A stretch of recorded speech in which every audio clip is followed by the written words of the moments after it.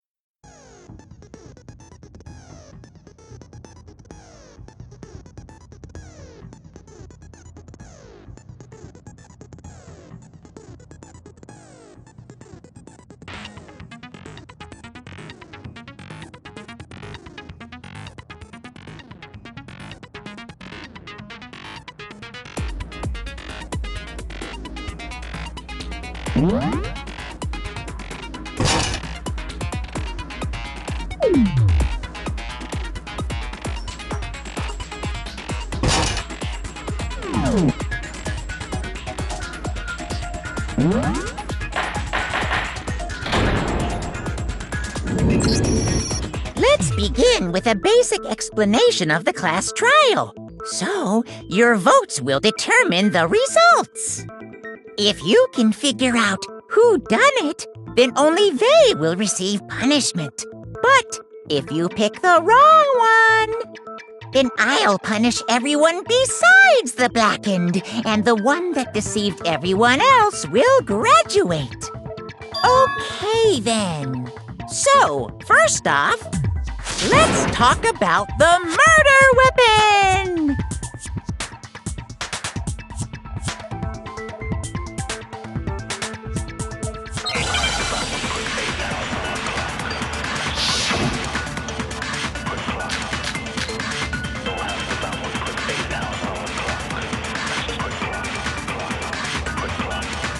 Chihiro's fatal injury. It appears it was a head wound. According to the Monokuma file, the killer used a blunt instrument. But what kind of blunt instrument could it have been? I bet it was an iron pipe.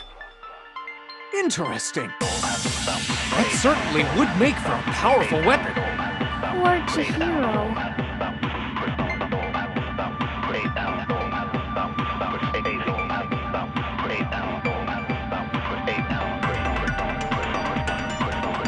Chihiro's fatal injury. It appears it was a head wound. According to the Monokuma file, what kind of blunt I bet it was an iron pipe. No, it's wrong.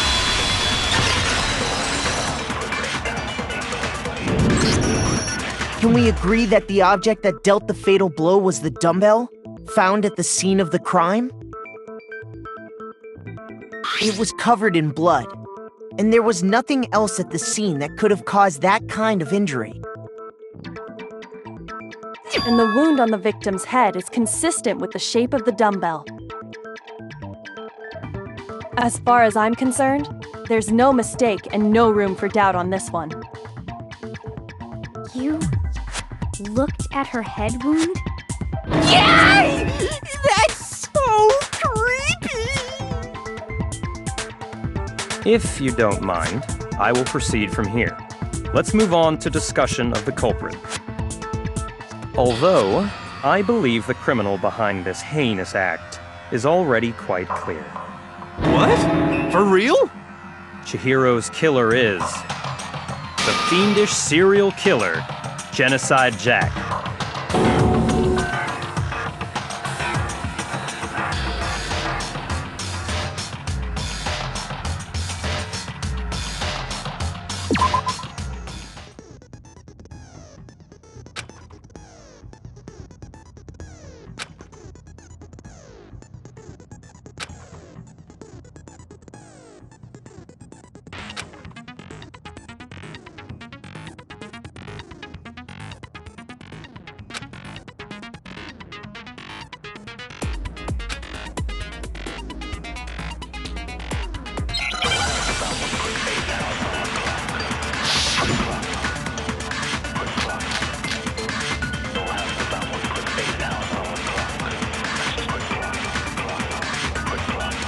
The culprit is Genocide Jack. I'm sure of it. Case closed, as far as I'm concerned. But that's impossible! Why? What makes it impossible? Well, I mean, come on! There's just no proof for it. Hey, so, speaking of Genocide Jack, I don't know who that is!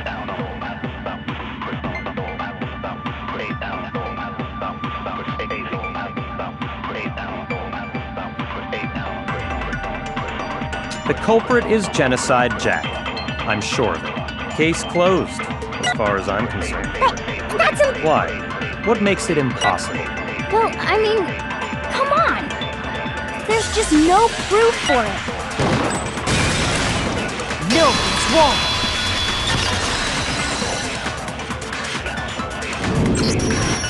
I might know one reason he could be involved. What? I found this file while I was looking around the archive in the library. I guess it's some kind of confidential file the police put together about the Genocide Jack case. What? That's kind of weird as shit, isn't it? What was something like that doing in the library? The why of it is probably more trouble than it's worth, so let's forget about that for now. More importantly, it outlines all the specifics of every Genocide Jack case in exceeding detail. According to the file, there appear to be two defining characteristics in every Genocide Jack case. The first is that a bloody message is found written at the scene of every murder. Oh, that's right. Boob lust. No. It's actually bloodlust. But more important is the other characteristic, and it's something that has never been made public. Never made public? What the hell is it? Why don't you tell them, Makoto?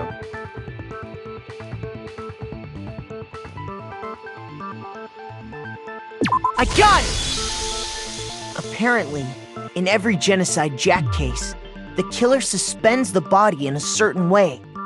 Other than the killer, the only people who know about this are the higher-ups in the police department.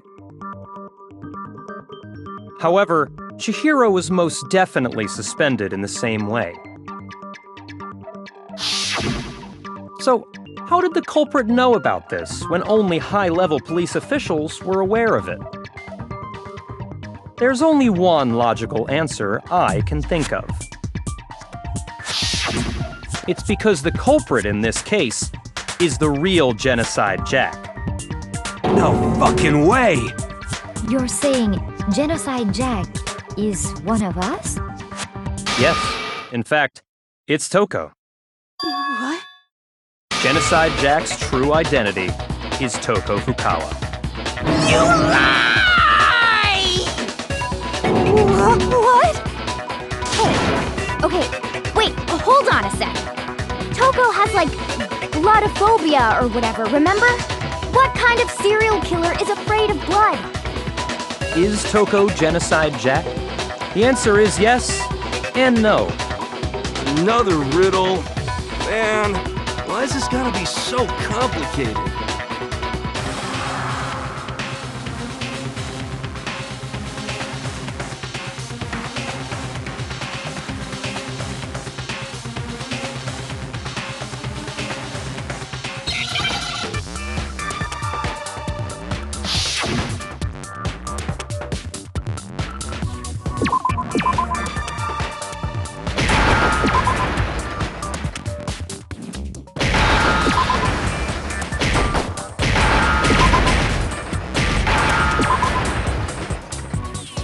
Now I understand.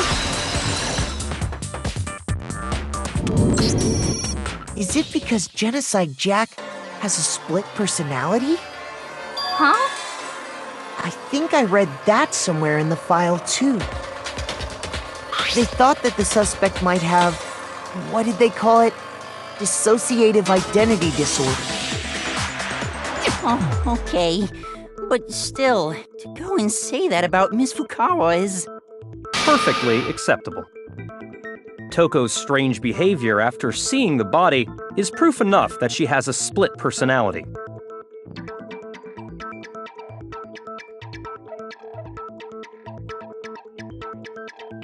I got it! You're talking about how she started acting totally different than usual, right? That's right. Think back. She fainted when she saw Chihiro's corpse, and then, when she woke up,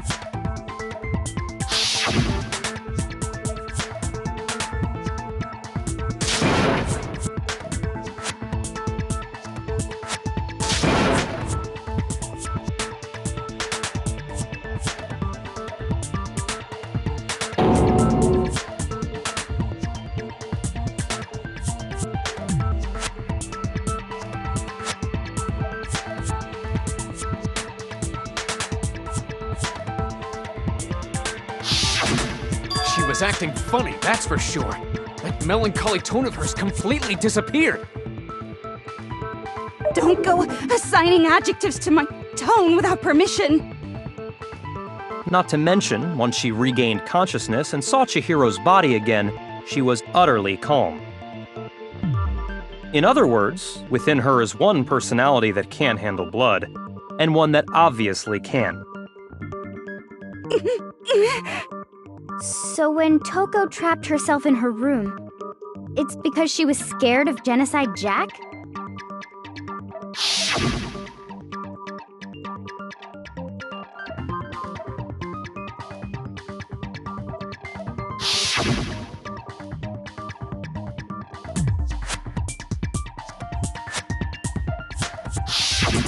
The reason she locked herself in her room wasn't to keep other people from getting in. It was to keep her other personality from getting out. What? Toko was afraid. Afraid of the murderous fiend inside of her. Of killing even more people. How? Yeah. How can you know all this? I do believe you misunderstood her. What she's trying to say isn't, how can you know all this? No. What she wants to know is, how could you tell them? Huh? Last night, just before Monokuma gave his motive speech, Toko and I had a strange conversation. She told me a most interesting story. She said a murderous fiend lived within her, and she was afraid it could appear and attack at any time. And that trepidation is what's caused her to have such a bleak attitude. Isn't that right, Toko? This is all a lie. Right, Toko? You said you wouldn't tell anyone. What? You promised! I can't believe you lied! You have only yourself to blame. You came to me with your tragic little story. I didn't ask you to. This is the real world, not some romantic fantasy fairy tale. Besides, you broke your promise first. You said that as long as you were here, no matter what, you wouldn't let Genocide Jack kill anyone. But in spite of that promise,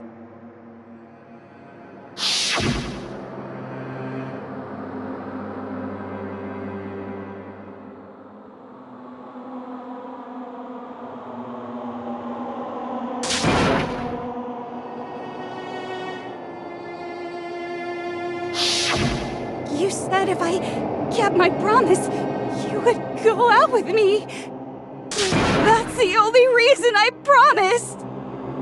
how many times do I have to tell you? I never said that. But you weren't able to do it.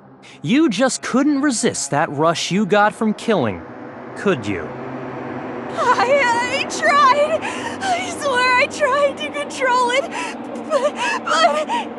But your efforts were useless. What a disappointment. I hate you. Well, the opening act is nearly finished. All that's left is to hear from the person in question directly. The person? You don't mean...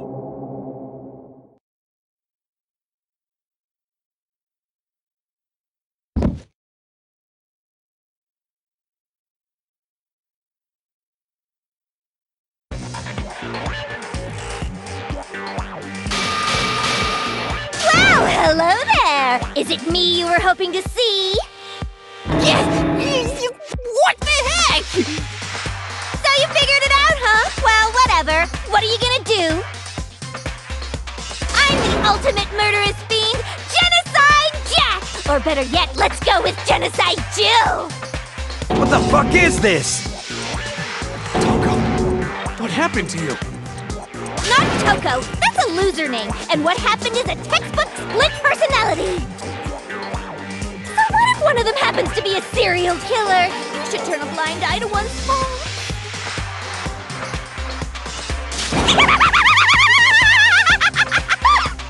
She's so intense. Like they say, sound in murderous mind, sound in murderous body. This one is so different from the one we've come to know. Yes, well, the world is composed of a front and a back, you know. Just like how every inning has a top and a bottom, or how in the depths of every truth lives a little lie. Behind every dark and gloomy soul lives another that shines as bright as the sun!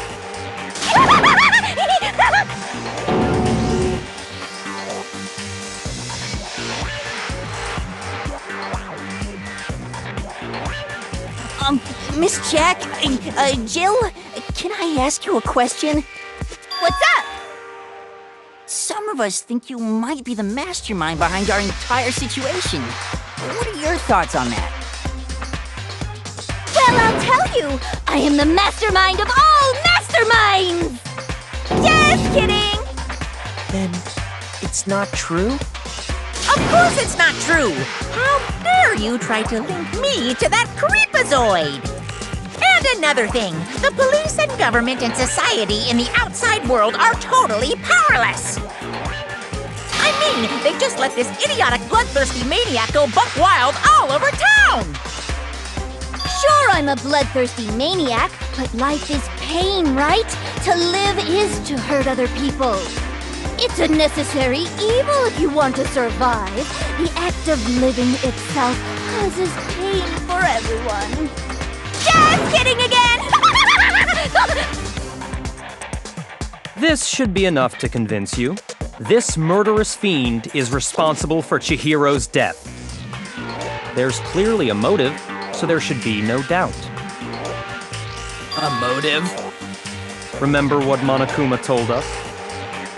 If someone didn't murder and graduate within 24 hours, an embarrassing memory or secret would be revealed.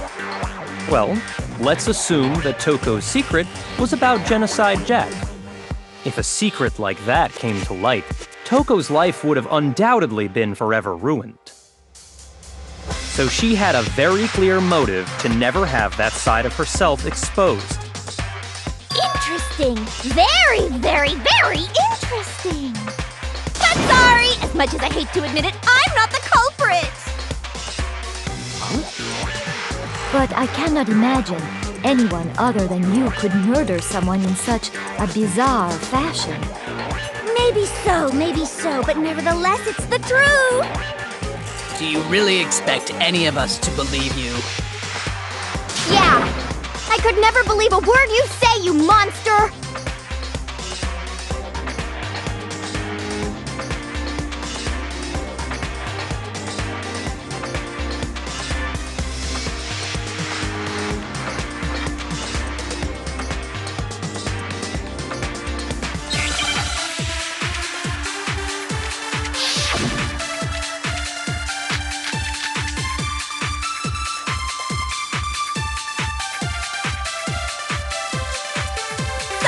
But I didn't kill anyone! You say that, but do you really expect any of us to believe it? Perhaps if you had an alibi, that would change things. Oh, an alibi, huh? Now we're talking! When you compare your past murders to this incident, the modus operandi matches completely. What more proof do we need? Give it up. You killed her.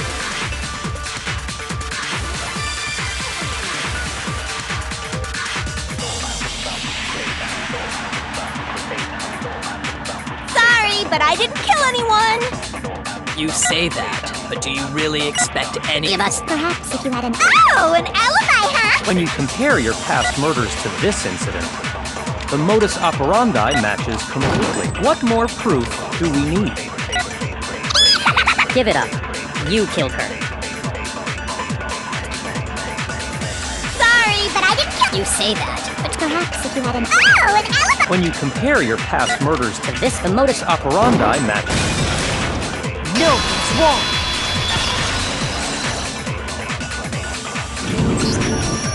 Are the methods of murder really exactly the same? I'm not so sure about that. I think there's a slight difference between the Genocide Jack cases and this one. Huh? How's it any different? Uh-oh, you don't know? Well then, human garbage, let me tell you! I murder with passion and conviction. I consider myself a professional, and I have a very particular way of doing things. Imagine you go to a fancy Italian restaurant. They're very picky about the noodles, the sauce, everything. But what happened to Chihiro? It'd be like if that same Italian restaurant started using ragu or Chef Boyardee. This is no creation of mine. Let me rephrase that, in a way that maybe makes more sense. There are two clear differences between the Genocide Jack cases and this one.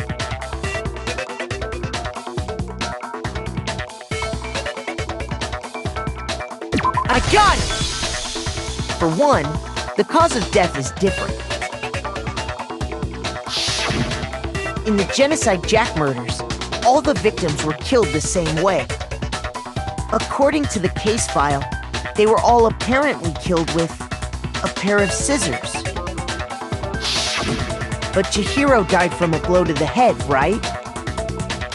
Ah, yes. That is remarkably different from the other murders. Wouldn't it be strange for someone who kills the same way without fail to suddenly change their method? And there's more.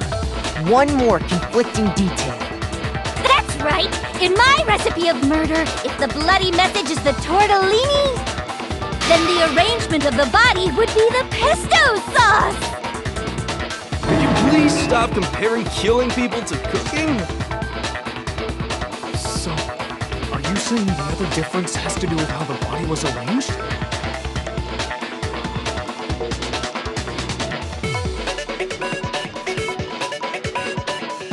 I got it! Do you remember what the killer used to suspend her? They used some kind of rope to hang her up by her wrists. What is your point? Well, in all the previous Genocide Jack cases, something else was used to suspend them. Specifically, pairs of razor-sharp scissors.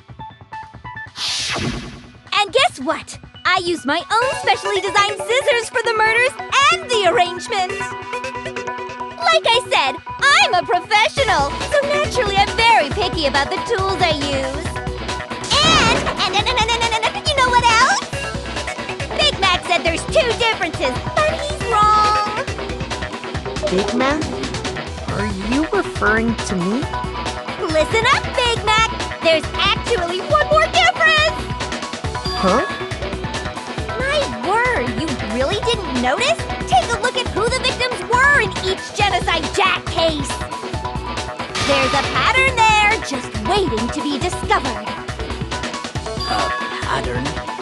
Figure that out, and it'll be plain as death why I couldn't have possibly killed that little lolly girl.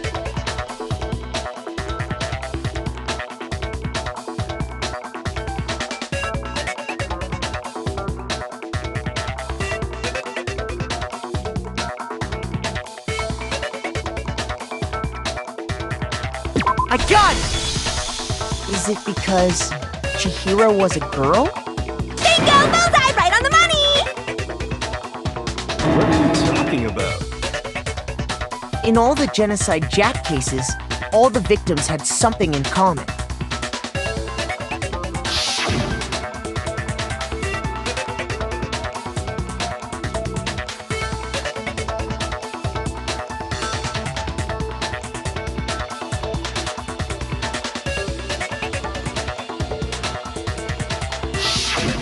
They were all guys?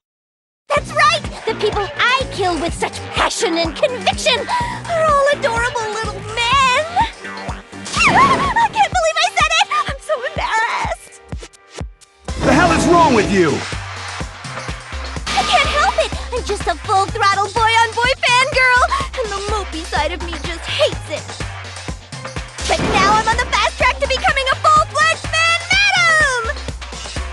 So since Chihiro was a girl and not an adorable little man, you wouldn't kill her? Would an Italian chef suddenly start making ramen just because they're both noodles? Don't be stupid. I have too much passion and conviction to cross that line. That's the absolute reality of the one and only. We get it. You've clearly explained your hobby and your philosophy. But that's not all there is to it. It's a different matter entirely, when you're forced to kill in order to survive. Quiet, lowly cur! Lowly? Cur? I would never kill for a reason as petty as mere survival. And if by some fluke I did kill to survive, why would I bother with the message and arrangement? It'd make me the obvious suspect! That does make some amount of sense. Plus, whatever reason I have for killing, I would never leave out my prized scissors. Who would go out of their way to use a big, stupid, heavy dumbbell? Maybe you used the dumbbell because you couldn't find any scissors in the school? Any scissors? I don't just use any scissors. I only use my own set of high-class envy of the entire world scissors! Okay, whatever. There still aren't any in the school. Are you sure about that?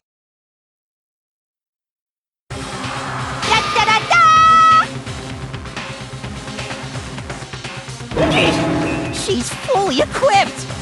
That's right! So I can kill anywhere, anytime! Why would I resort to dumbbells or rope when I have my trusty scissors by my side? Go ahead, tell me I'm wrong! You can you, gutter dogs, all of you! Not to mention, I have no clue how to tie a good knot. So rope's totally out of the question anyway!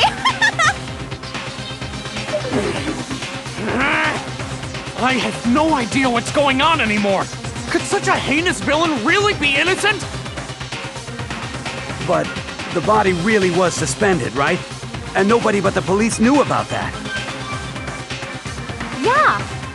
That's why we figured it had to be the real deal and not some copycat killer or whatever.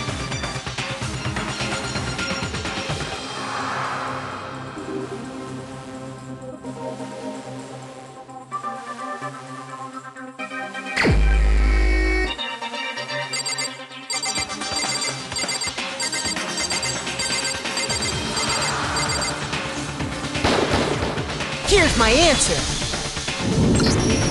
Byakuya, it's possible you could have found out, isn't it? You'd have no problem gaining access to classified government documents or internal police records. Plus, you'd already looked through the Genocide Jack file before this all happened, hadn't you? Are you saying Mr. Togami did it? Then the reason he pushed the theory of Genocide Jack being the killer so hard was because he wanted to pin the crime on her. So, he rearranged the scene to disguise it and make it look like I put my stamp on it! The adorable glasses man was behind it all? Oh, I'm on fire! Well, Byakuya, what's your response? I see. So now the suspicion falls on me. Then I must ask, when would you say I began acting suspicious? Surely you must have an answer. Looking back and thinking about it now, the way you were acting right before we discovered the body was a little strange.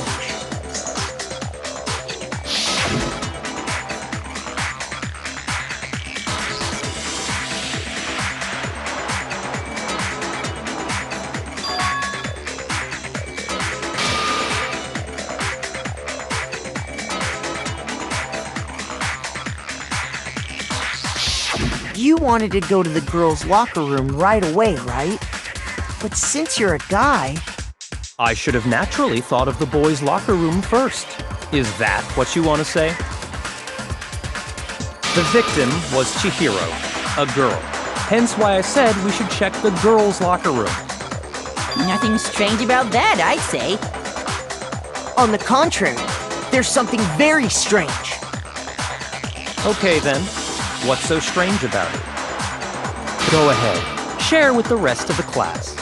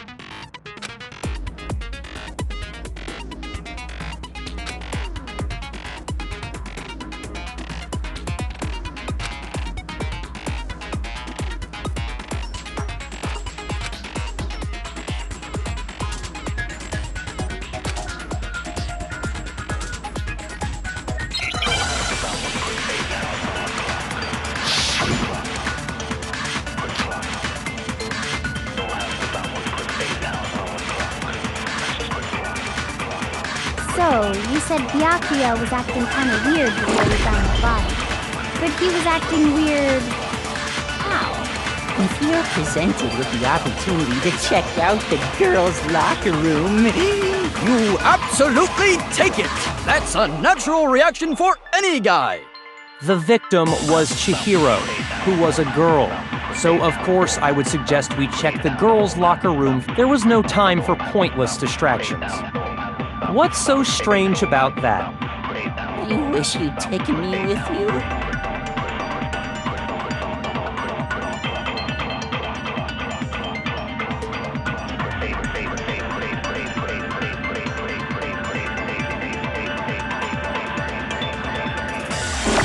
So, you said Byakuya was acting... he was acting... If you're presented with the opportunity to check out the girls' locker... That's a natural reaction for any guy! The victim was Chihiro. No, it's wrong!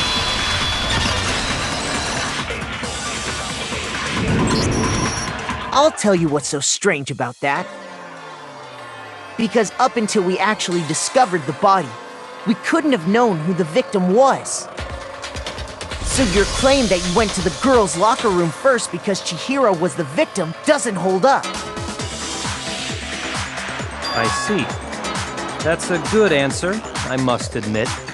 Interesting. Very interesting indeed. But your reasoning is still too weak. Huh? What's wrong? Is that it? Surely you've got more than that. Go ahead, show us.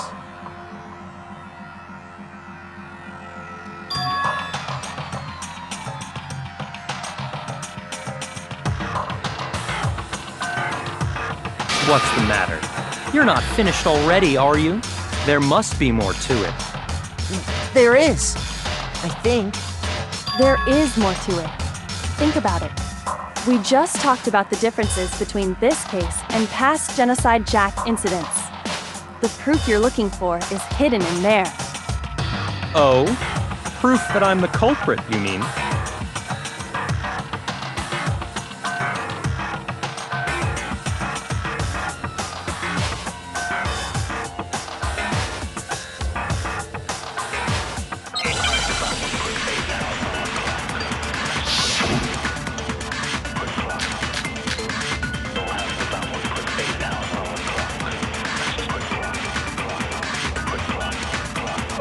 Difference between the cases? You want me to explain it again? When I want to kill, I use my very own special scissors. And I use those same scissors to arrange the body. But Chihiro was suspended with... it was some kind of rope. Was it not? That's right! It absolutely was! Then there must be something very fishy indeed about that rope. Hey, Byakuya, where'd you get it from, huh? I'd never seen that rope before in my life. Obviously, somebody else must have had it hidden away somewhere.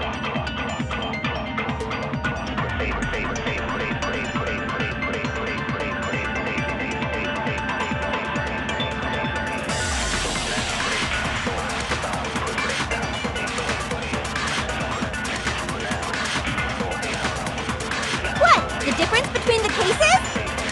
You want me to explain it again? When I want to kill, and I use those same... But Chihiro was some kind of... That's right! Then there must be something very... Hey, Byakuya. Where'd you get it? I'd never seen that rope before in my life.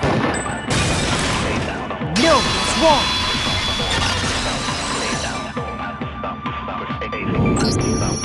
Actually, I'm pretty sure you have seen it before. Because, you see, that rope, or should I say, that extension cord? What? An extension cord? Byakuya, you've used the extension cord in the library more than once, haven't you? And the same extension cord that was in the library all this time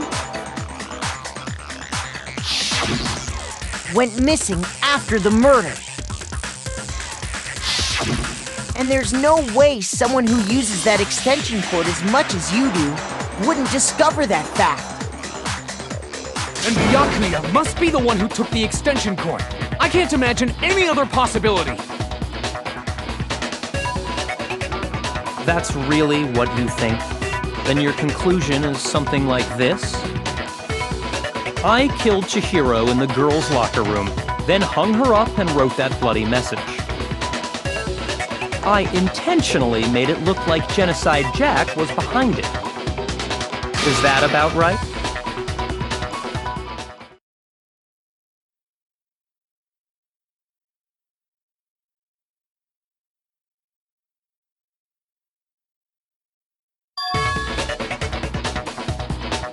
What's wrong? I asked you if you think that's what happened. Hell yes, that's what happened. So that's it, right? Byakuya's the killer. I don't disagree with not disagreeing. He kept calling this a game, right? So he'd be totally willing to do something like this to win. Sorry, but could we hold on just a second? I think we need to talk about this a little more. Huh? Do we really need to? We've already decided who did it. I know, but still, there's something that's still bothering me. Is that right? And what, pray tell, is still bothering you? I killed her in the girls' locker room, then disguised my crime. Specifically, I dressed it up to make it look like it was the work of a homicidal psychopath. What about all that bothers you?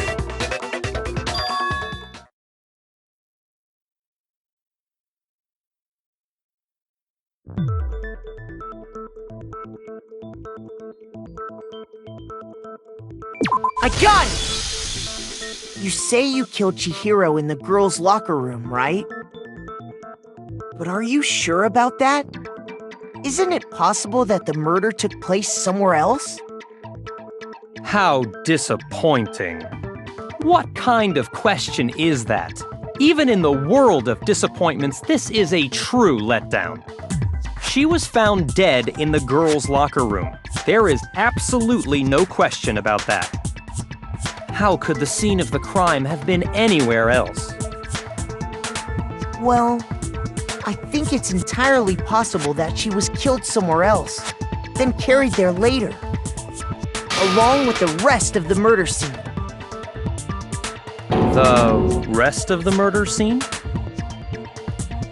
That was awfully specific. Please tell me you have a reason for saying all of that. I believe I do.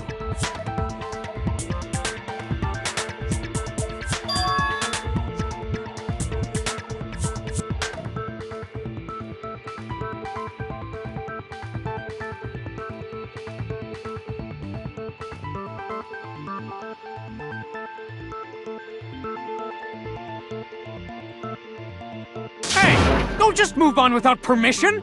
What do you mean she was killed somewhere else? Come on, Makoto. If there's any chance the murder took place somewhere else, let's see the proof.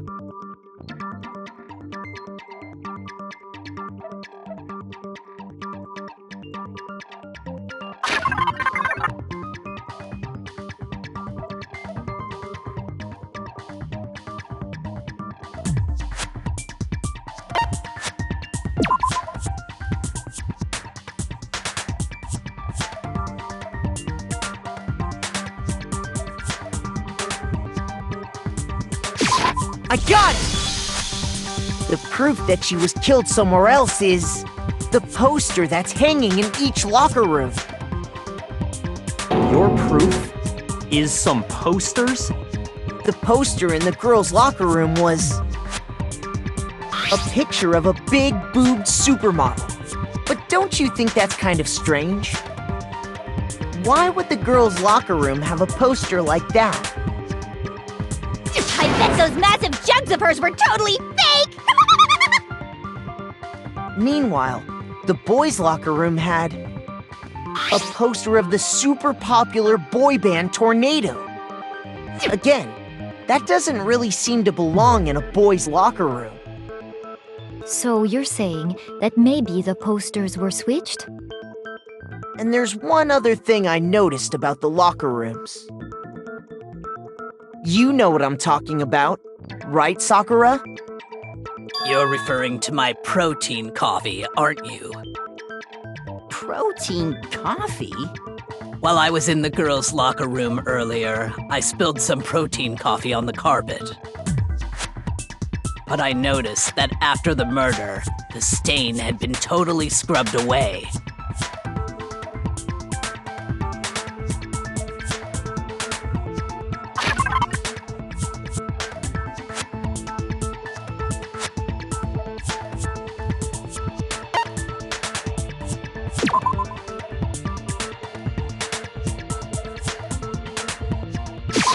I got it! The stain on the girls' locker room carpet wasn't scrubbed away.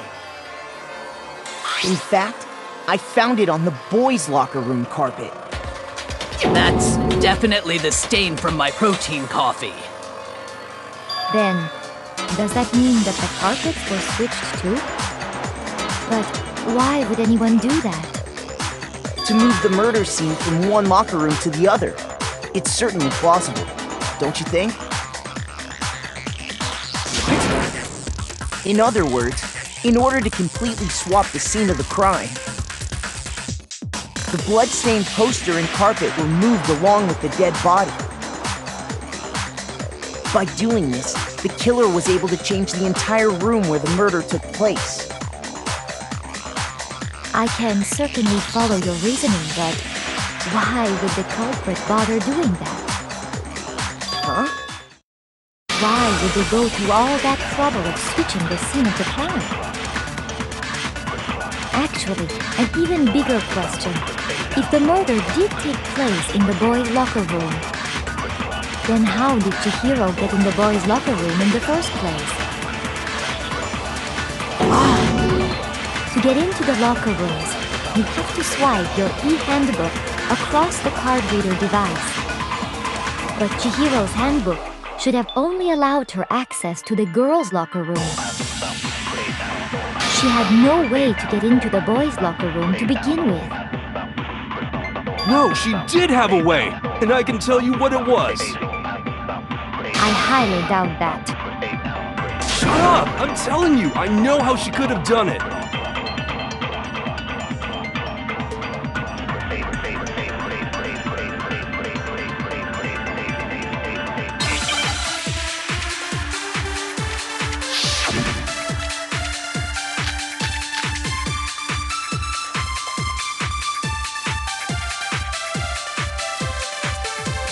Is it really possible? Could Chihiro really have gotten into the boys' locker room somehow? Ah! I've got it! She must have hacked her e-handbook! She was the ultimate programmer, after all. I'm sure that would have been no problem for her. No, I don't think that's it. She used the thing that was in the main hall. Huh? What thing? I'm talking about Leon's handbook, of course. If she had that, she could get into the boys' locker room no problem.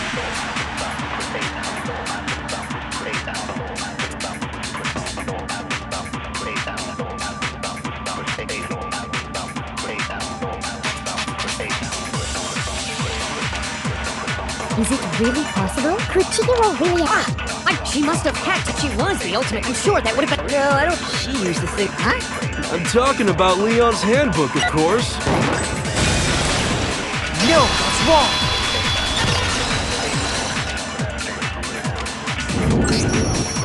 No, I don't think Chihiro used Leon's handbook. Why not? Because Leon's handbook was broken.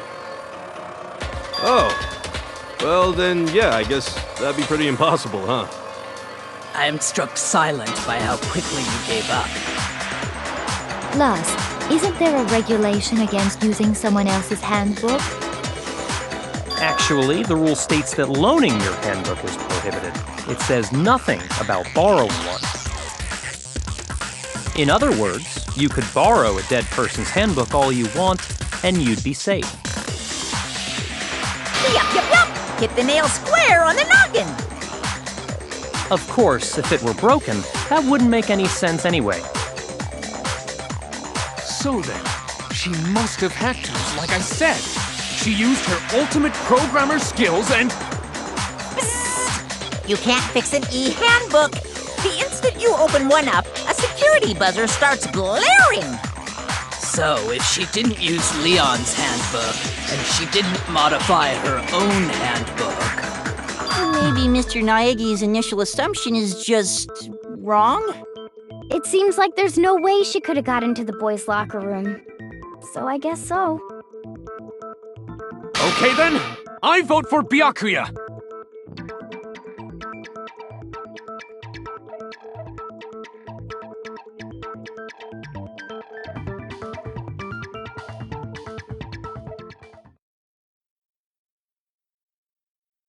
Hold on a second. I agree with you, though. I think you're on the right track. What the? You finally decide to open your mouth and that's what you've got to say? There's no way she could get in the boys' locker room, right? So... Why are you so sure she couldn't get in? There's still one other way she could have gained access. What?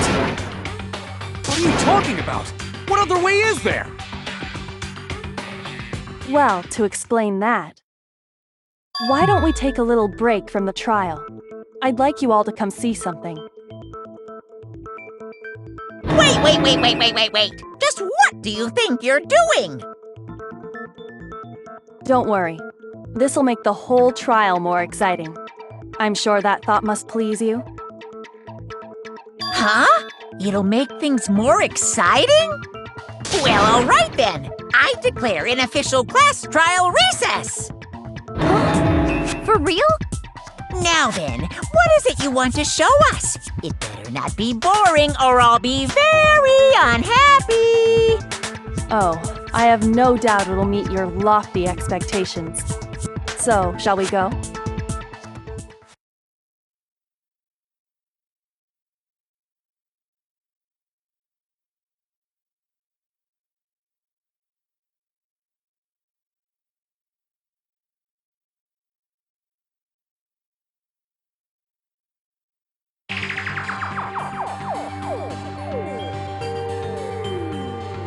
The girls' locker room? We've already searched this place top to bottom! What are you trying to pull, Missy? I'd like you to examine the victim's body one more time.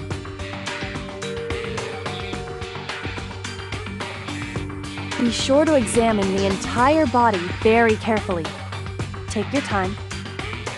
Examine her carefully? Like using our hands? No way! It's probably best if I don't run my hands all over a girl's dead body. It's not that I'm creeped out or anything, it's just based on religious grounds, you know? Very well.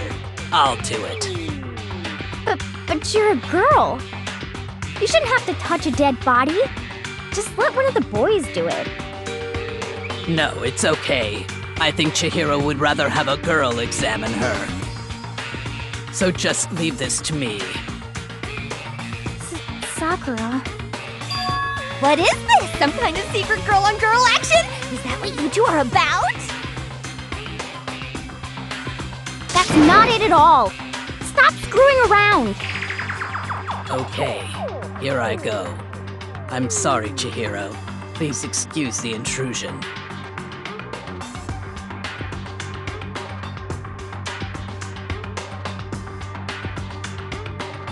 Be sure to check her entire body, and I believe we will solve this particular mystery. Her entire body? I know you say that, but... What? This is... What is this... What is it? Not possible. It's not possible.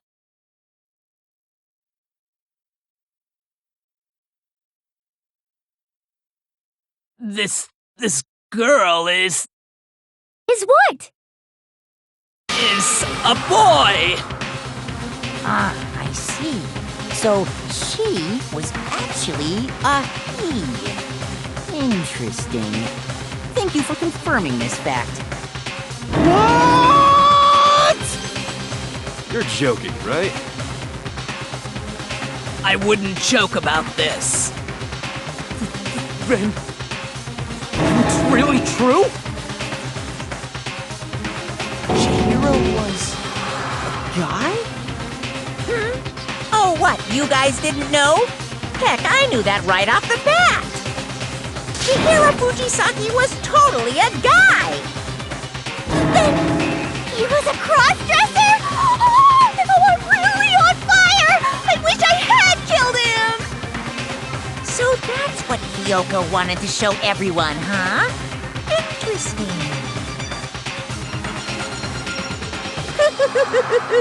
Yes, that certainly does make things much more exciting. Now let's ride this wave of excitement back to the courtroom and get back to the trial. Ahem. I do apologize for keeping you waiting. Now then, let's resume the class trial. We've all just learned of the shocking revelation that Chihiro was actually a boy. Let's pick up from there. Yes, well, I don't know his reason for hiding it, but the fact is, Chihiro was not a girl, but a boy.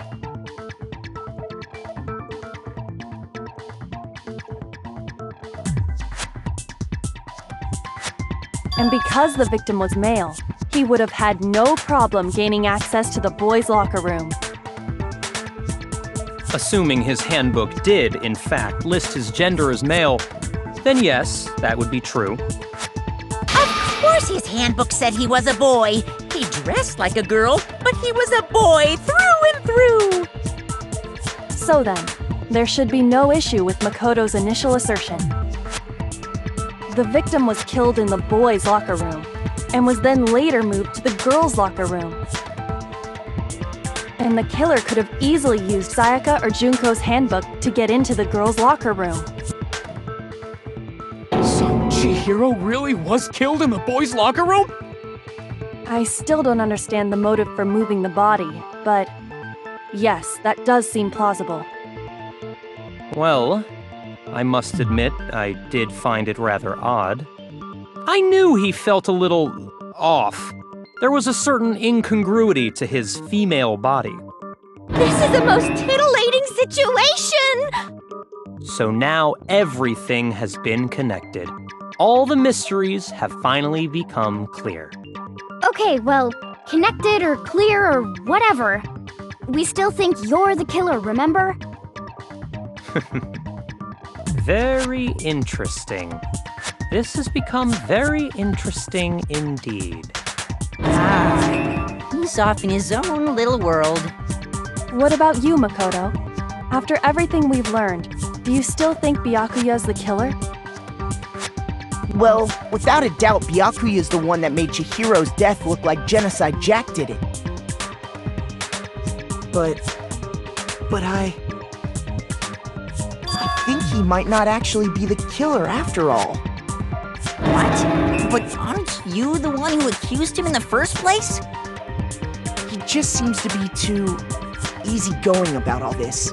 Like he's enjoying us solving the mystery. The way he's acting, it makes it seem like it doesn't have anything to do with him. And you think that might be because it doesn't have anything to do with him? Plus, the evidence he left behind was a little too... how can I put it? Overt. He consciously chose to use the extension cord, knowing it could connect him to the murder. At least, that's how I see it. And Byakuya, when you found out the murder took place in the boys' locker room, it seemed to rattle you. And then again when you found out Chihiro was actually a guy. If you really were the killer, that stuff wouldn't have had any effect on you. So that's your thinking, huh? Well, it bothers me that you don't have more concrete reasons, but it's fine. I guess I'll mark it as correct for the time being. Mark it as correct? He's right. I am not the culprit. I just happened to come across the corpse in the girls' locker room and decided to alter it. Are you fucking with us right now? No, I am not effing with you right now. I'm telling you the truth. Well, I find it very hard to believe! Go ahead. Find it very hard to believe. You're free to be executed along with the rest of us. If you're really telling the truth, then why? Why do you do that to his body? My reasons hardly matter right now. Uncovering the culprit is much more important, wouldn't you say? Now then, if it wasn't me, who was it? Well, I don't think I can say for sure without talking about it a little more. We're seriously gonna keep going? We're all good, aren't we? I thought it was clear Byakuya did it. No, I'm with Makoto. If there's any doubt whatsoever, we need to explore every possibility. Because if we're wrong, we all die here. That's true. Very well then. I'm with you too. Damn straight. Count me in. Do you not have a mind of your own? Of course I do. What am I, an ant or something? Anyway, let's discuss this all as a group one more time. We still have time to make our decision. That's very true. Our lives are all on the line. Excellent. Then shall we resume our game of hide and seek?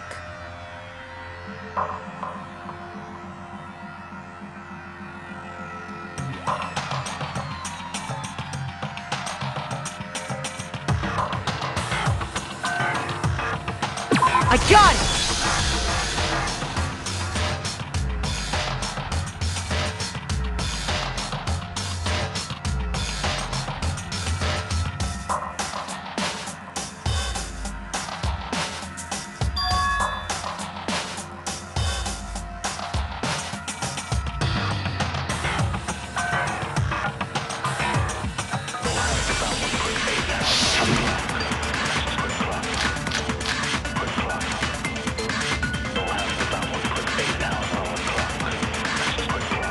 Isn't there a single clue that might lead us to who did it? Well, clues are one thing, but did nobody get a look at the killer? I'm sure if someone saw the killer, they would have said something by now. Perhaps someone saw the victim at some point. Even that might be enough for now. Yeah. All we need right now is any kind of new info. It's over. It's all over. You want to know who saw the victim? The killer! And only the killer! And it's not like they're just gonna turn themselves in. Game over, man! Game over! Yeah! No! Not game over!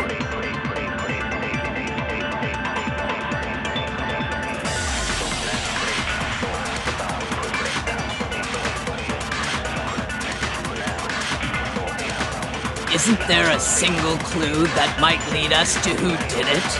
Well, clue, did nobody get a... I'm sure someone saw the... Perhaps someone saw the victim. Yeah. It's over. You want to know who saw The killer! And only the killer! And it's not like they're just gonna... Turn game over, man! Yeah! No! Not game over! Isn't there A single clue that... Well, clue, did nobody get... I'm sure someone saw the... Perhaps someone saw the victim. Yeah. It's over. You want to know who Saw the victim? The killer! And... No, it's wrong.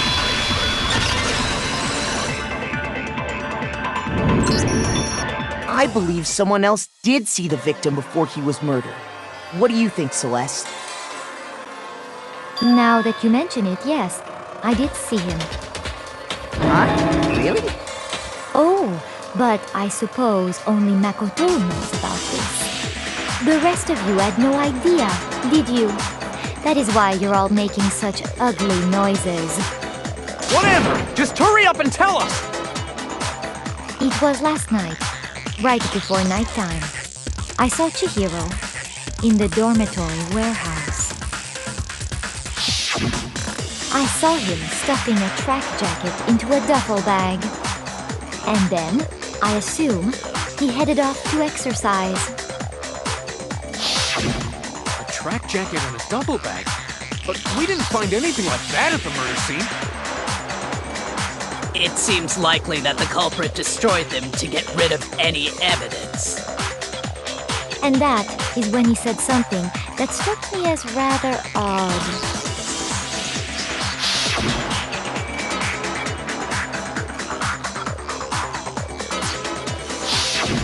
Chihiro told me he was in a hurry. But why would he be in a hurry?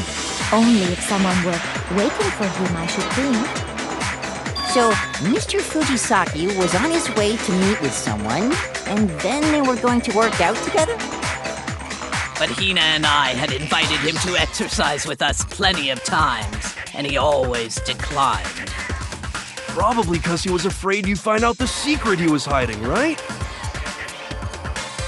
Which means that conversely, he must have trusted whoever he was meeting with very much. Enough so that he was willing to risk his secret being revealed. Oh, what a marvelous friendship! The point is, whoever he met up with is the culprit, right? So we just gotta figure out who it was. But knowing what we know, I can't even guess. No, you already have what you need to make the connection. Huh? You know who the killer is. Seriously? Who is it? Who's the killer? Think back to the track jacket and duffel bag the killer disposed of. Focus on the details of these items, and it should become obvious who was waiting for him. Are you sure about that? You really think we can figure out who did it based on 2 pieces of evidence that we don't have? What? You want to track down some fingerprints or something? Even if we had the equipment for that, we wouldn't know how to use it. As was noted, the evidence is already gone. There's nothing to get fingerprints from. Maybe, but we can make certain inferences if we just take the time to talk it out. Easy for you to say. But fine.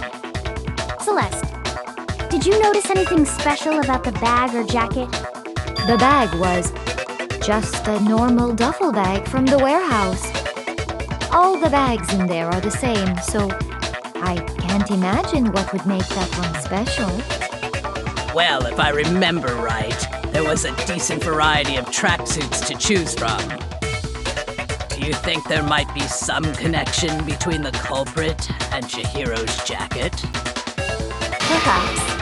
Let's explore that and talk a bit more about the jacket he took.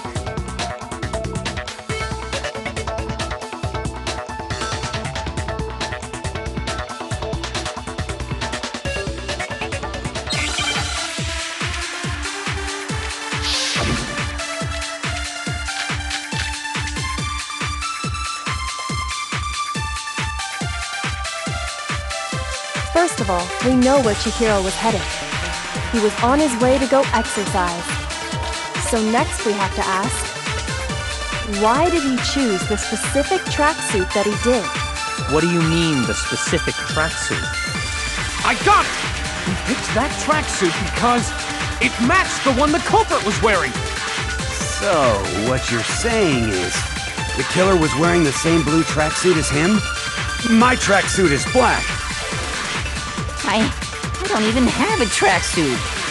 'Cause exercising sucks. I have a white tracksuit, personally. I got it from the warehouse, if you must know. Did any of that really help us get any closer to figuring out who the culprit is? No way. Not a chance. You heard him, right? What he just said without even realizing it?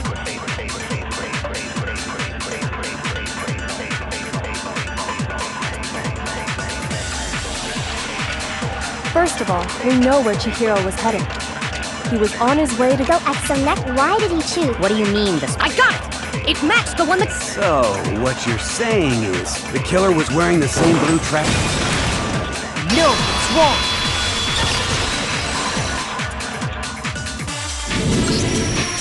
Hold on a second, Mondo. What did you just say? Huh? What'd I say? When Celeste testified a few minutes ago, she said...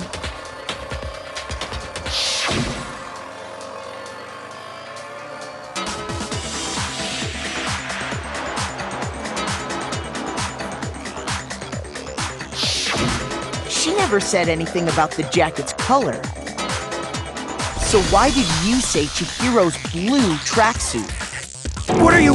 You just... Hey, Celeste, what color was Chihiro's tracksuit? As a matter of fact, it was blue.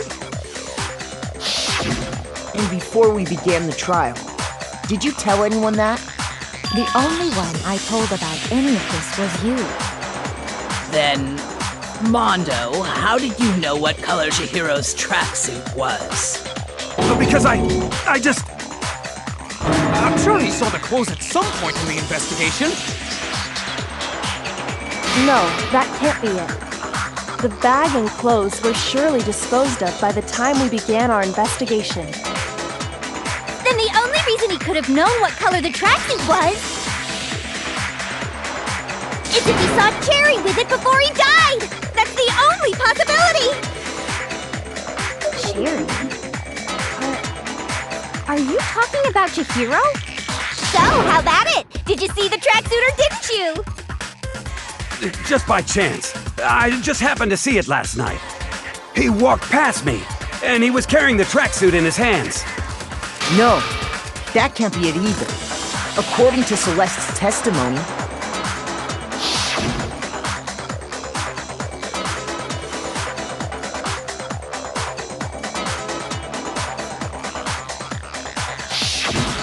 when Celeste noticed it, Chihiro made a point of making sure the jacket was completely in the bag. If you just ran into him briefly, you couldn't possibly have seen what color the tracksuit was. It would appear you've dug your own grave. Perhaps. But you handed him the shovel, didn't you? That's why you said what you did. Focus on the tracksuit and it'll be obvious who he met with? What a bunch of nonsense. Ah, now I understand. It was all one big bluff, wasn't it? Your true intention was to draw a slip of the tongue from the culprit. That's why you said you knew who did it, to put them on edge. That's right. However, Mondo was my target all along. I had my suspicions about him from the very beginning. But why? What made you so suspicious? That's a good question.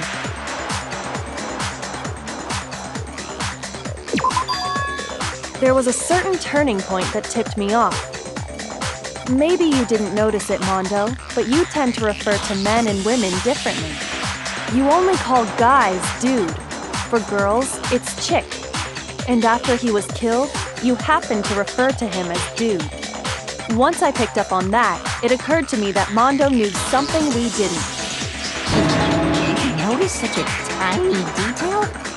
Are you a witch? She's a witch! You're positively frightful! No, I'm not the frightful one. Not nearly as frightful as someone capable of murdering a friend. Mondo, was it really you? Did you really kill Chihiro? I didn't kill anyone! You've been all over me, judging everything I say, putting words in my mouth. What gives you the right to treat me like a goddamn criminal? Yeah! He would never do something like that! This is a false accusation! It's true. My reasoning on that is pretty shaky. That was fast. Well, this does present us with a problem. It seems we are all out of leads. My time has nearly come. That's what my little ghost friend is telling me. Oh yeah, that reminds me. Hifumi, weren't you telling me you found some evidence? Really? What kind of evidence? Actually, now that I'm thinking about it here calmly, it might not be all that relevant. Jeez, does your confidence just get up and walk away? It's fine, man. Just tell us. If you really insist, then... here it is. What do you have there? It happens to be an e-handbook. I found it laying on the ground, so I scooped it up.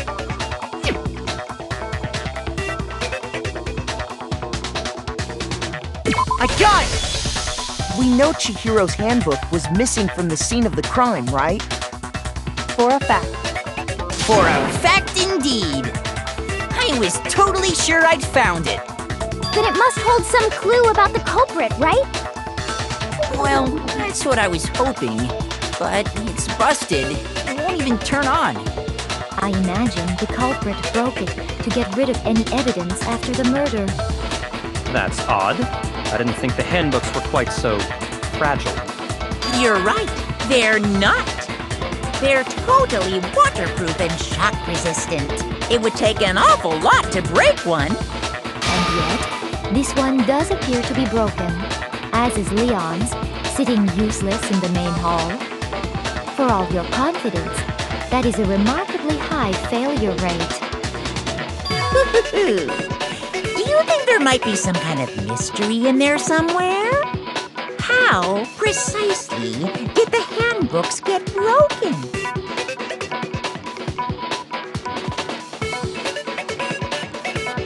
I got it! You already told us before that the handbook has one weak point, didn't you? Yeah! You remember that? Sure, maybe I let that slip, but I never told anyone what the weak point actually was. But if the handbook is supposed to never break, and two of them broke in quick succession, then we can only assume that someone's figured out its weakness. You know what the weakness is, right, Monokuma? So, what is it? You're asking me? I think it's a necessary piece of information if you want this to be a fair trial. But if I tell you, and someone else decides to copy it, that would be very not good. Just tell us already! Why would we want to break our own handbooks? Oh well, I have a weakness for pushy demands. But you're sure you won't follow their example? Then allow me to make a special announcement. The weak point of my cutting-edge e-handbook is... when it's exposed to high temperatures for too long, it will suffer a meltdown and totally break! I flippin' knew it! You knew it? Yeah, because I found the handbook laying on the floor of the sauna. The temperature in the sauna can reach over 200 degrees. Strange how you don't get burnt, huh? It's because as your sweat evaporates, it creates a cooling layer of air around your skin. If the hot air of the sauna were somehow pushed directly onto your skin, you'd definitely get fried. That layer of air would get blown away. That's why you may feel a burn warning when you move around. So when you're in a sauna, make sure to keep nice and still. Interesting. I learned one new fact today. That is a mere trifling speck of knowledge. Anyway, if you found the victim's handbook in the sauna, then the killer must have been purposely trying to raise its temperature in order to break it. Meaning the culprit somehow knew its weakness. But how'd they find out? Monokuma said he didn't tell anyone, right? Indeed. Quite the mystery. What if they found out by accident? What do you mean by accident? What if the killer took their own handbook into the sauna, not knowing its weakness, and it broke?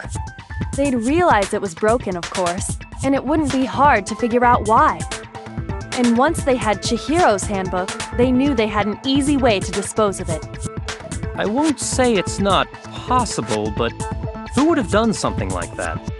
I don't know of anyone who took their handbook into the sauna. I might know someone who did. Whoa! Seriously? I think the one who may have taken their handbook into the sauna was...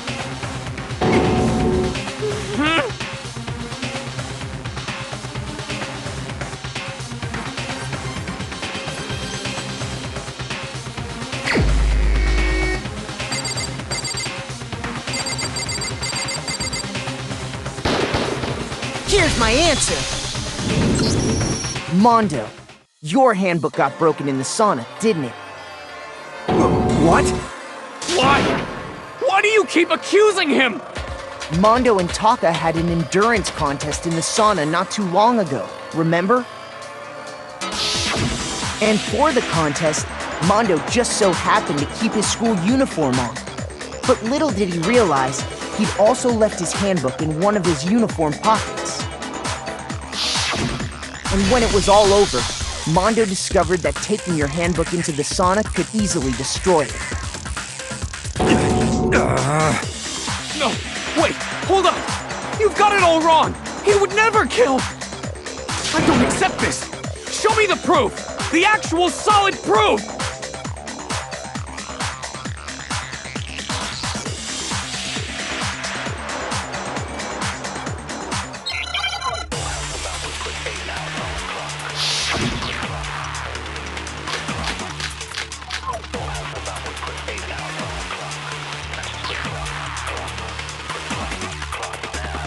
Let's test Makoto's assertion. If what he says is correct, then Mondo, you broke your own handbook. In other words, if Mondo's handbook is actually broken, then that proves that what Makoto said is right. Well, my goddamn handbook works just fine! See? Look! Makoto was wrong after all! Mondo wouldn't hurt a fly!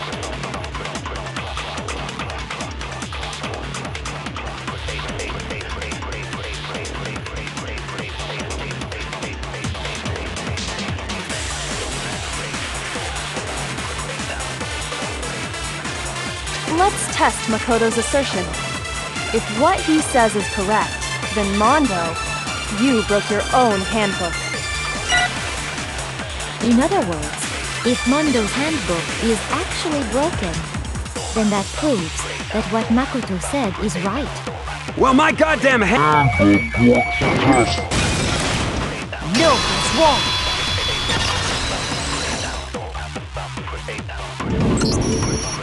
Mondo, the handbook you have right now, is it really yours? The fuck is that supposed to mean? The broken handbook that was in the main hall. Isn't that one actually yours? What the heck are you talking about? What I mean is, I think Mondo swapped his handbook out for one that actually works. I think he took Leon's handbook and replaced it with his own. After all, Monokuma said himself that Leon's handbook never should have broken. That's right! The punishment it suffered wasn't nearly enough to destroy it. So then, the broken handbook in the main hall is actually Mondo's, which would mean that the handbook Mondo has right now is actually Leon's, yes? But doesn't that violate the school regulation that says loaning out your handbook is prohibited? Well, here's how I look at it. There is a rule about loaning your handbook to another student, but if they're dead, they're not a student. It's kind of a gray area, I admit, but no worries. If anything, it just makes things more interesting. As such, I decree that exchanging handbooks with a corpse is not a violation of the rules. Well, Mondo, if I'm wrong about this, you're welcome to say so. I'm happy to admit I made a mistake, but... Son of a bitch! What's wrong, bro? Come on! Tell him he's wrong! You are wrong! You have to be wrong! Everything you just said is wrong! You made it all up! Okay, then why don't we look back on this case one more time, from the beginning? That way, everything will become clear, and we'll all see if I was right or wrong.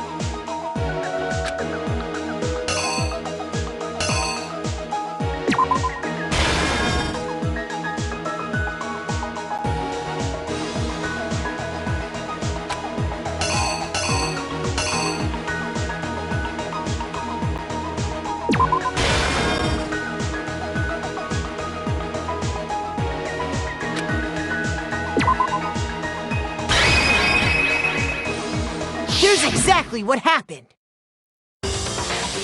First, let's take a look back to before the incident. Last night, Celeste saw Chihiro in the warehouse, correct? At the time, she was apparently stuffing something into a duffel bag.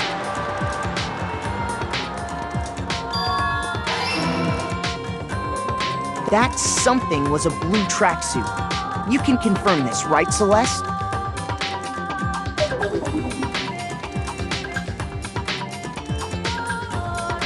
With bag in hand, Chihiro headed out, even though it was officially nighttime.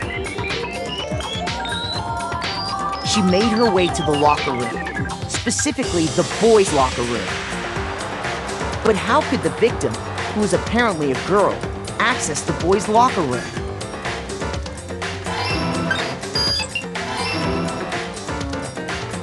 Simple, because she was really a he, which is why he was able to use his own e-handbook to gain entrance to the boys' locker room.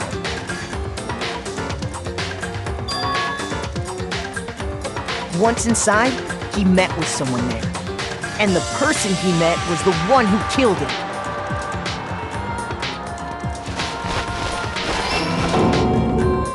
It seems likely that the killer grabbed the nearby dumbbell, approached the unsuspecting Chihiro,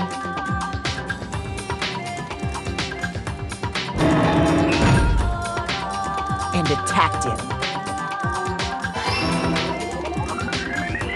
And that's where the bloodstains on the poster and carpeting in the boys' locker room came from.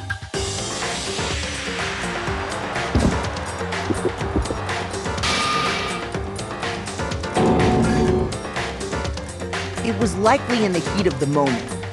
The body was arranged, but the murder itself felt unplanned.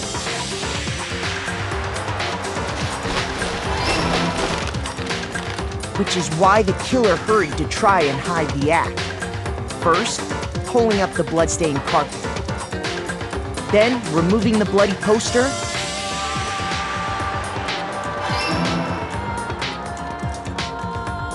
And finally carrying the corpse into the girls' locker room.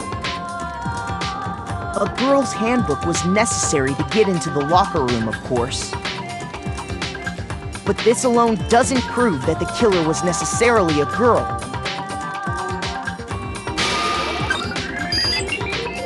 After all, Sayaka and Junko's handbooks had been placed in the main hall. Using one of those, a boy could get into the girls' locker room without much problem.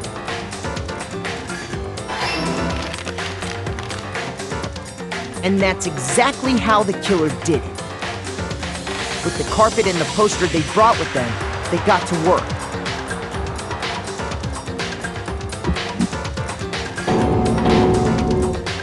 They changed the layout of the boys' and girls' locker room in what you might call a crime scene switch.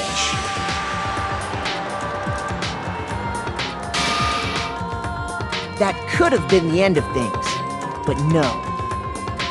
Byakuya discovered the body and decided to intervene in the situation, making things even more complicated.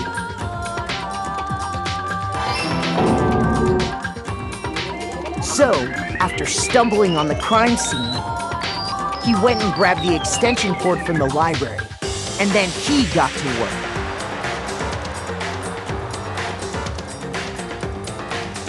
He used the cord to string up Chihiro's lifeless body.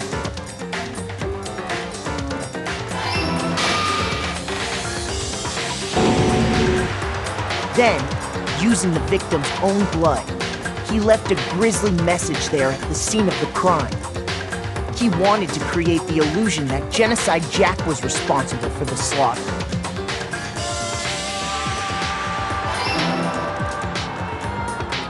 And around the same time that Byakuya was putting together this facade, the killer, having already disposed of Chihiro's bag and other belongings, arrived at the sauna. There, they planned to destroy the last piece of evidence, Chihiro's handbook.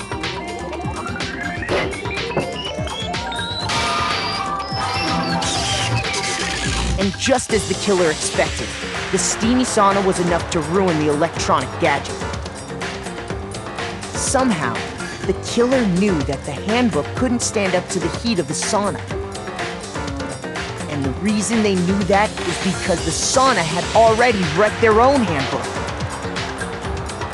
And that's how it all played out.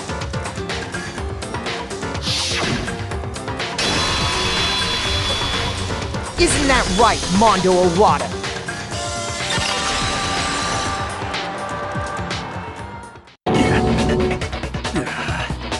Wait. No. This can't be right. Where's your evidence? Yeah, where's your evidence? You need evidence! You need proof! Without any proof, you can't pin any of this on him!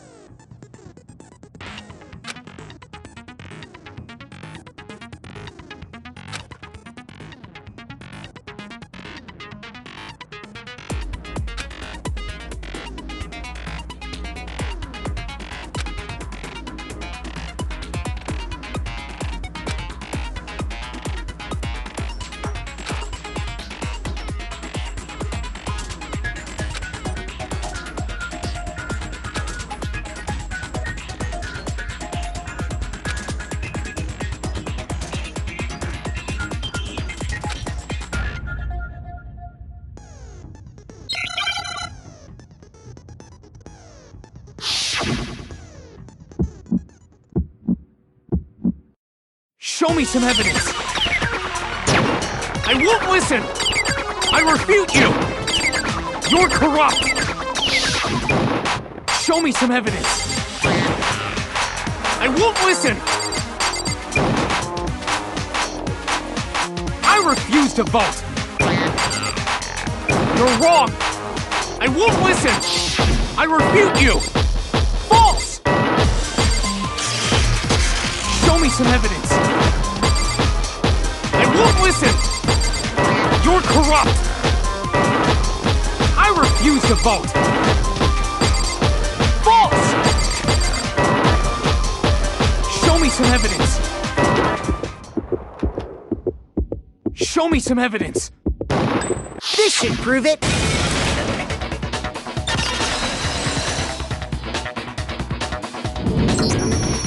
If my thinking so far is right, Mondo must have replaced his broken handbook with Leon's. In which case, we can just check each of our handbooks right now. Once we do that, we'll... We don't gotta do that. Huh? Yeah. I did it. I killed him.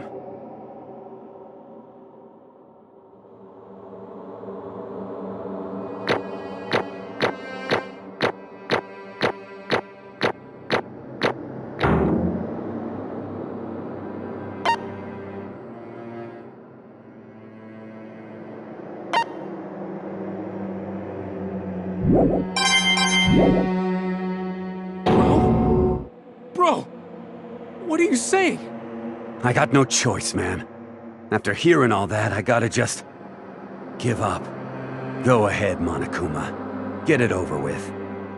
Ask for the goddamn verdict. Roger that! Wait! Hold on! No waiting! No holding on! Time for the moment we've all been waiting for! Grab your lever and give it a yank! Who will you elect as the Blackened this time around? Will you make the right choice or the dreadfully wrong one? What's it gonna be? What's it gonna be?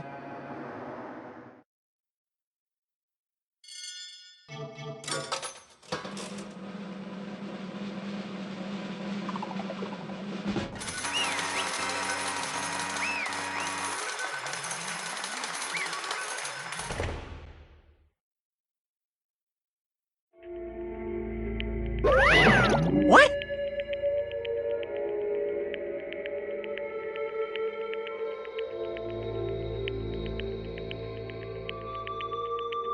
Ta-da!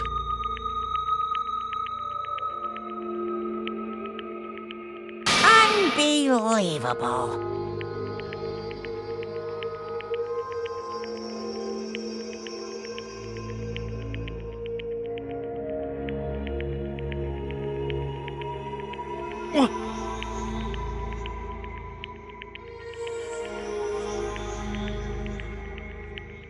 Sorry.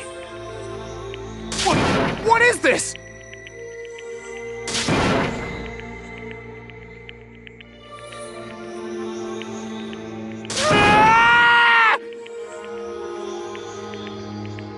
Now then.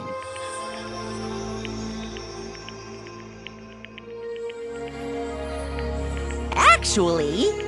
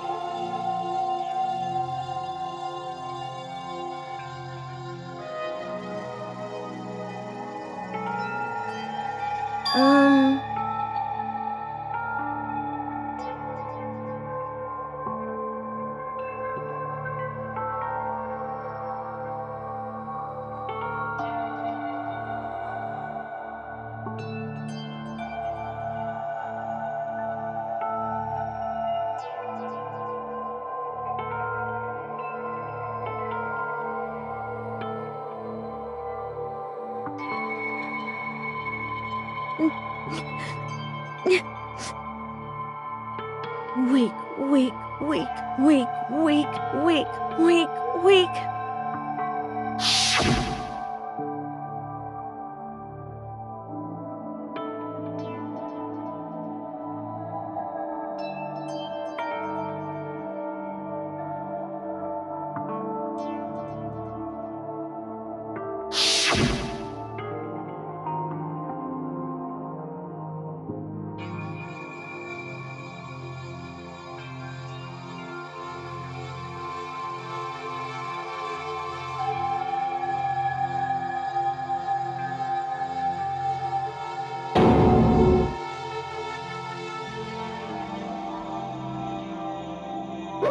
Hey,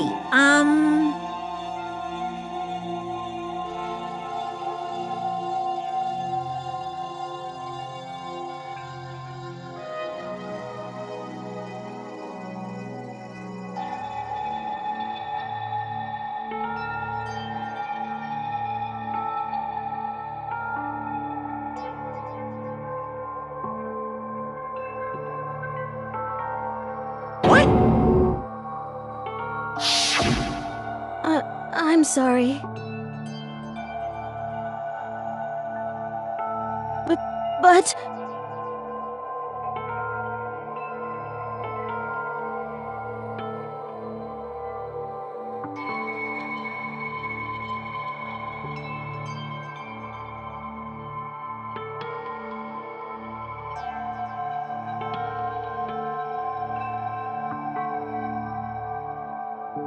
That's right. I want to change.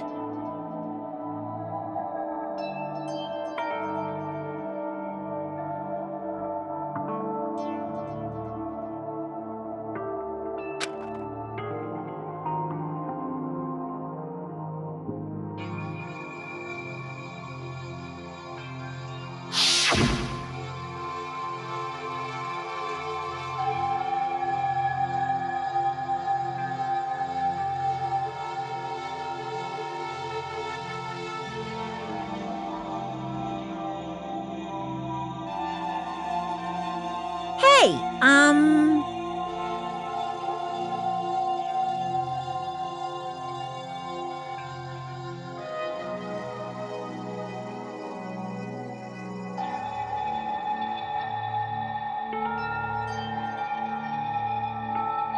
Yeah, that's right.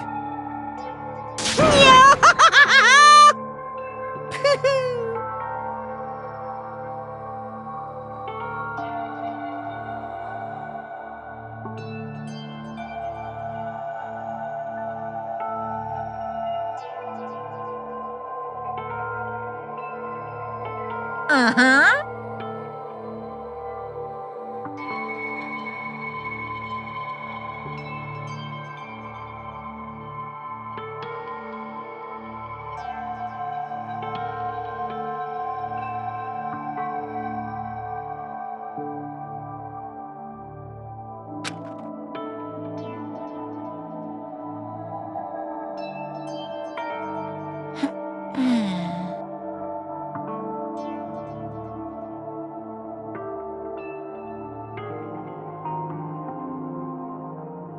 Correct.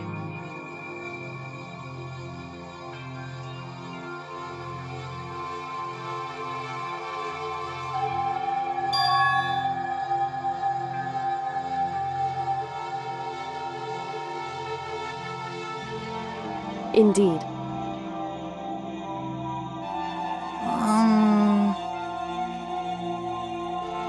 Certainly.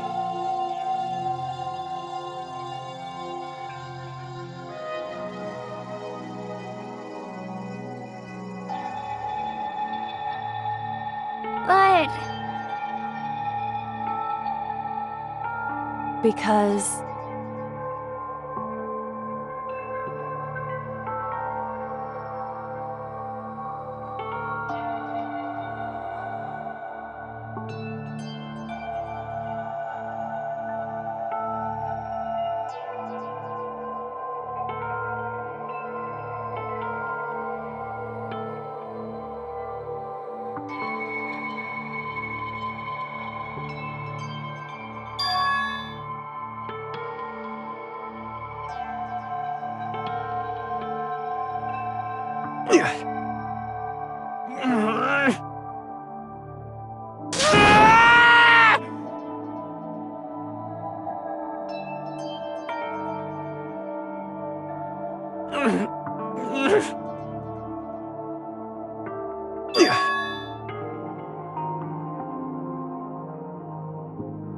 I knew it.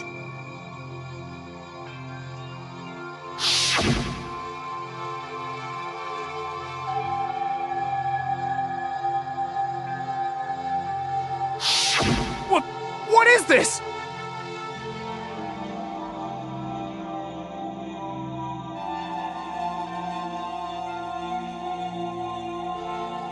You're wrong! Don't make me repeat myself.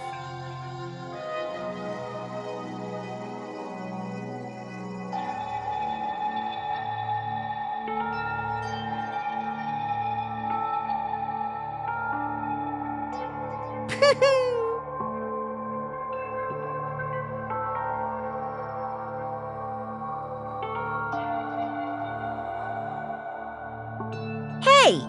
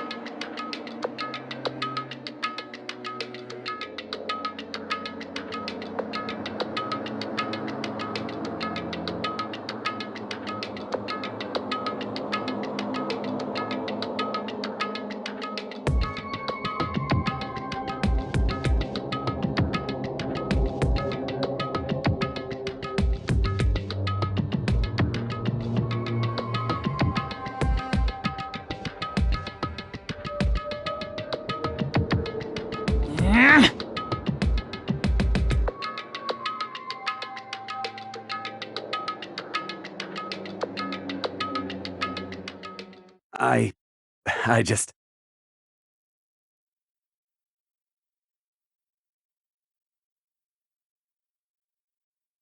Don't fuck with me!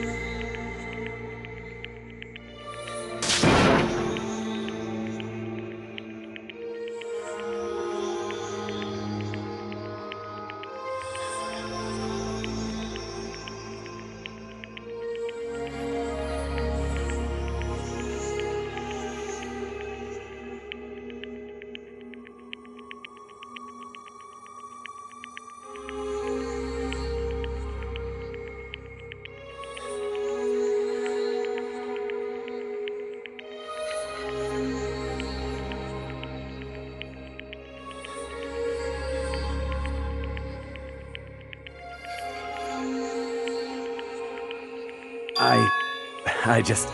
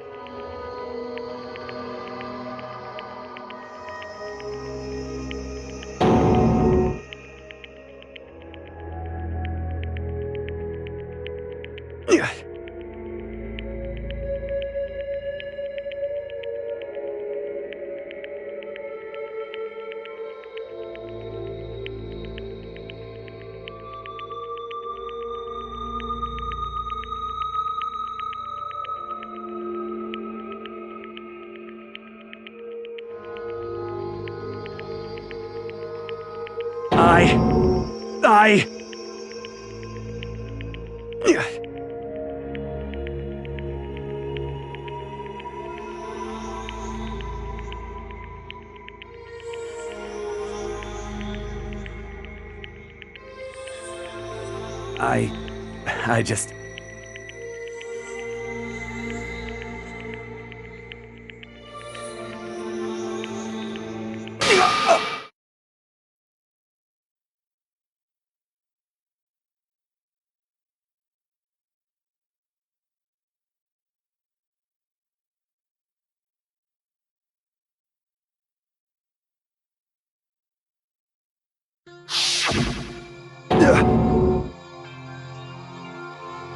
I'm sorry.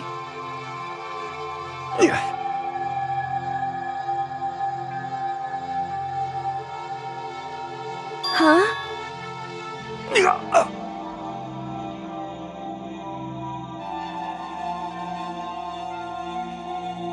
But... I want to change.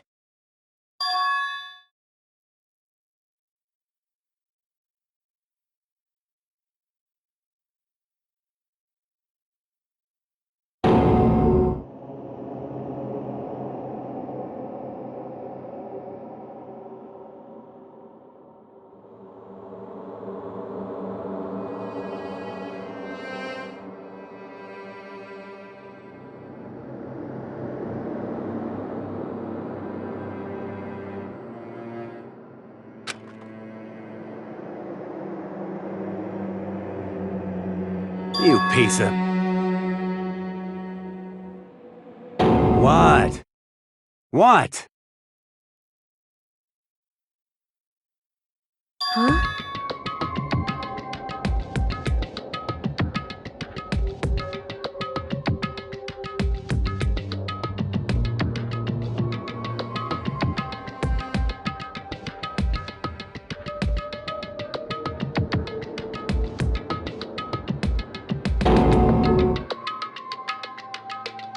What? What?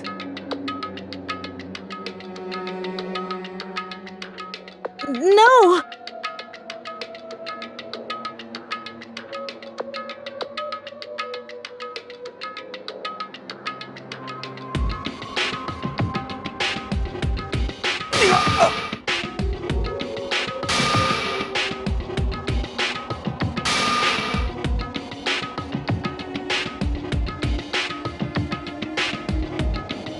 What's wrong? Damn you!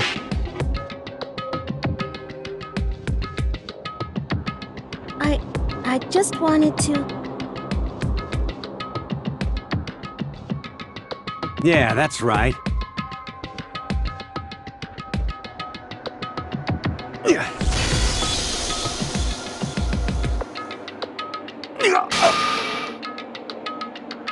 You son of a bitch!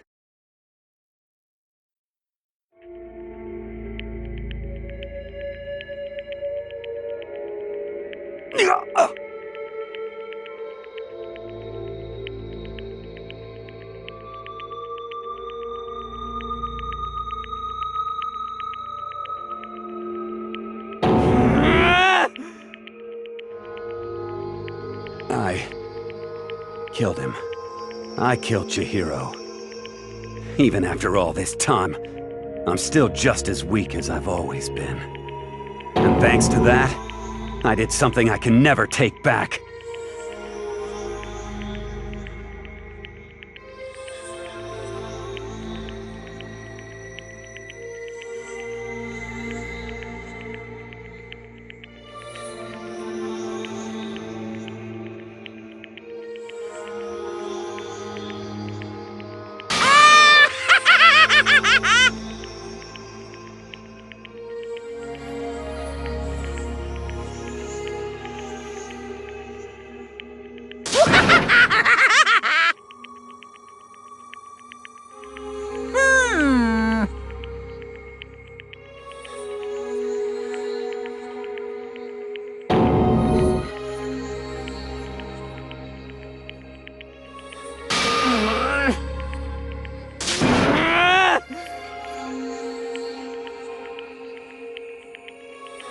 Yep.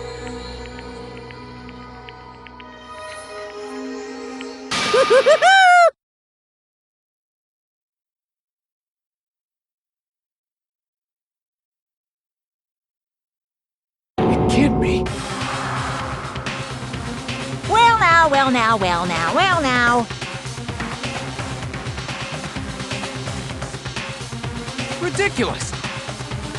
Now then, I prepared a very special punishment.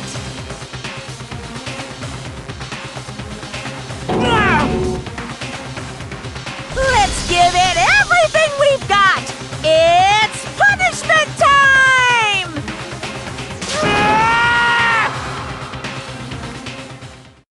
Sorry, man.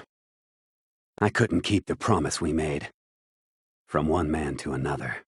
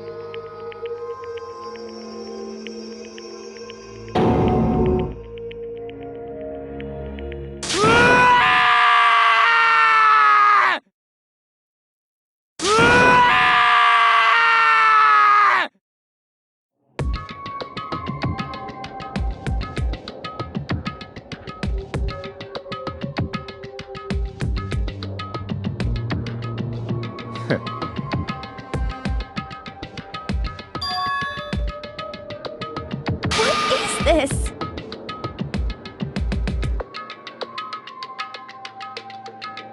Naturally. Hey.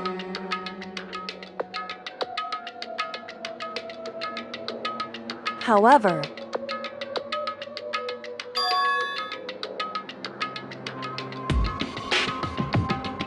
What?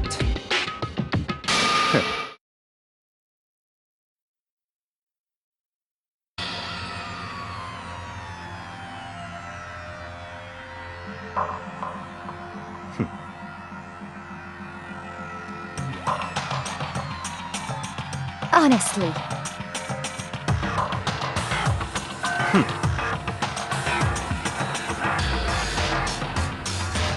There is nothing to be done.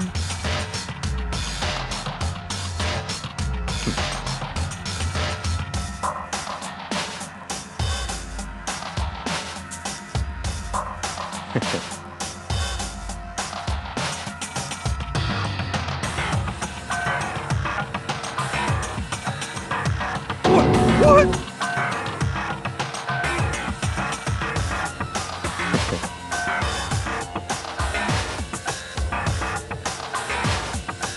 Well,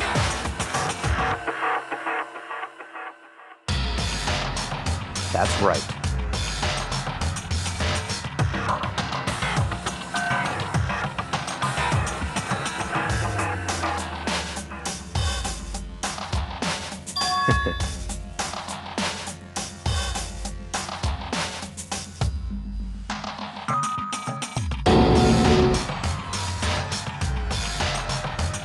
I see.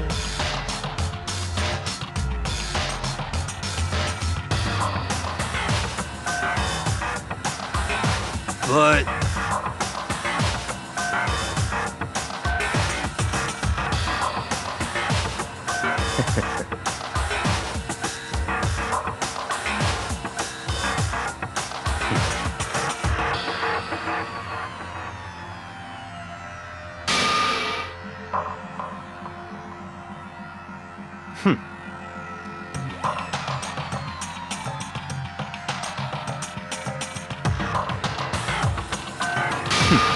Interesting.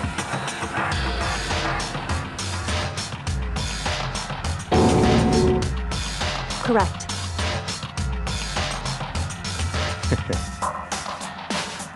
Indeed.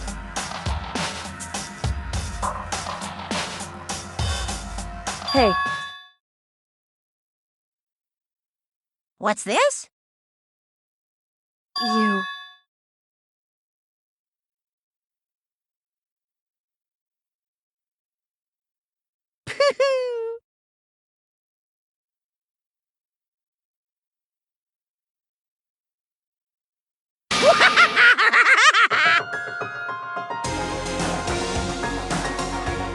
What?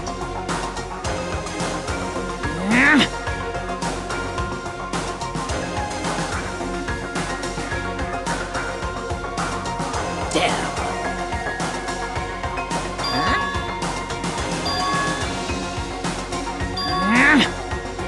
What the heck? Kill it!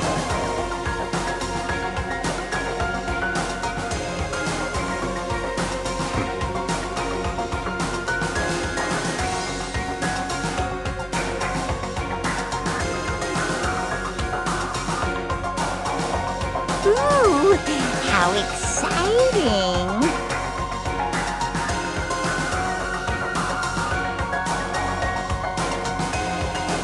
That's enough.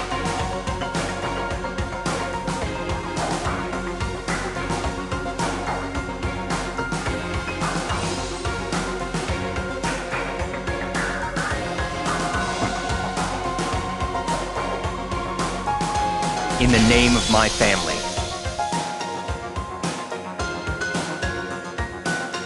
You're getting all riled up!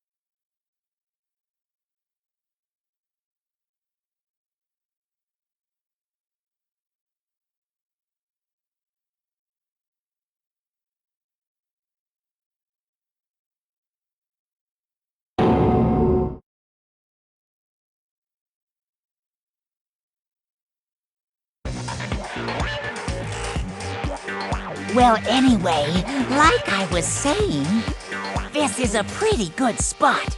Yeah, a really good spot. Anyway, isn't it amazing how that girl went and killed someone before things even had a chance to get boring? Once things really get moving, it'll be like a roller coaster. There won't be any stopping it. Fear and despair charge forward at a speed nothing can hope to match. But I must admit, I'm disappointed. I went to all the pain and effort of making you part of the group, and you couldn't play your part. You do remember you were supposed to make the first move, right? Well, no biggie. Nothing we can do about it now. So just do your best to make things more exciting from now on, okay? After all, that's what everyone wants to see.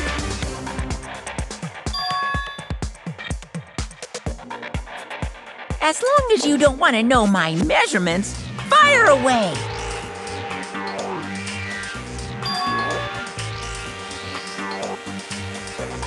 Ooh-hoo! My, you really took me by surprise there. I know I said you could ask anything, but... Super denied, ultra denied, demonic denied! Because you see, that's my ace in the hole. And nobody'd be dumb enough to reveal that, right?